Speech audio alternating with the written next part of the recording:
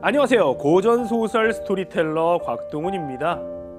조선 중기 수많은 전쟁이 일어나는 동안 백성들은 어떻게 살았을까요?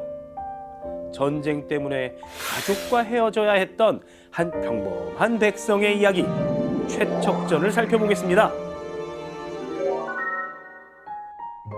전라도 남원 사람 최척은 아버지의 친구인 정생원의 집에 기거하면서 공부를 합니다. 정생원의 친척 소녀 오경은 창틈으로 공부하는 최척을 보게 되는데요. 최척에게 반해버린 오경은 시를 써서 몰래 최척에게 전합니다.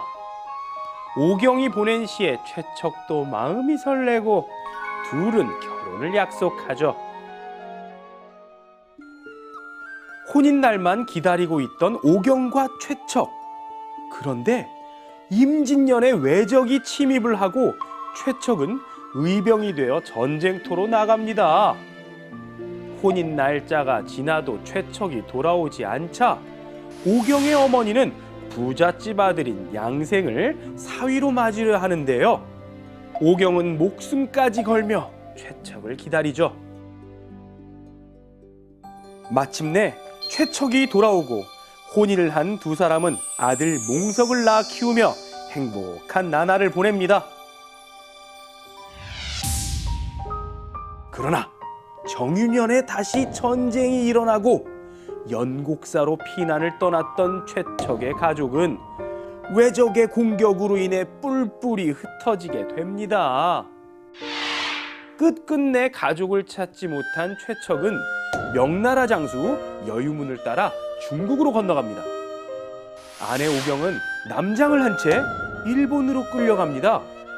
일본인 돈우의 눈에 든 오경은 남자 행세를 하며 일본과 중국 동남 지역으로 장사를 다니죠. 최척의 부친과 장모는 포로로 끌려가다가 도망을 쳐서 연곡사로 되돌아가는데요. 그곳에서 한 스님에게 구출되어 있던 손자 몽석을 만납니다. 이들은 남원의 옛집으로 돌아가죠. 그리고 여러 해가 지납니다. 명나라에 갔던 최척은 배를 타고 여기저기 장사를 다닙니다.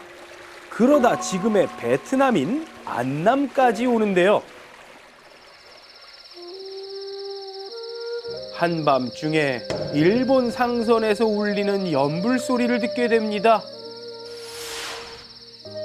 마음이 심란해진 최척은 퉁소를 불죠. 그러자 조선말로 시를 읊는 소리가 들려오는데요. 그 시는 아내 오경이 지었던 시였습니다. 최척은 일본 배로 찾아가고 오경과 극적으로 재회합니다. 최척과 오경은 중국 항주에 정착을 하고 둘째 아들 몽선을 낳아 키웁니다. 몽선은 자라서 홍도라는 중국 여인과 혼인을 합니다. 그 이듬해 최척은 가족과 또다시 이별을 하게 됩니다. 명과 후금 사이에 전쟁이 일어나고 최척이 명나라 군대 서기로 차출이 된 것입니다. 최척은 적에게 잡혀서 포로 수용소로 가게 되는데요. 그곳에서 정유재란 중에 헤어졌던 큰아들 몽석을 우연히 만나게 됩니다. 기적의 상봉을 이룬 두 사람은 포로 수용소를 탈출해 조선의 남원으로 향합니다. 한편 명나라에 있던 오경은 남편이 도망친다면 조선으로 갈 것이라고 판단하고 둘째 아들 몽선 내외와 함께 배를 마련하여 조선으로 갑니다. 해적을 만나 배를 빼앗기기도 하지만 천신만고 끝에 조선에 도착하죠. 옛 집이 있던 남원으로 찾아간 오경은 마침내 최척과 기적의 상봉을 하고 최척 일가는 한 동네에 모여 행복하게 살아갑니다.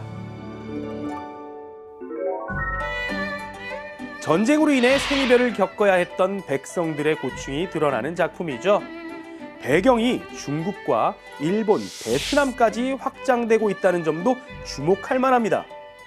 여성인 오경이 진취적으로 그려지고 둘째 아들이 국제 결혼을 하는 등 진보적인 내용을 담고 있는 작품 최척전이었습니다.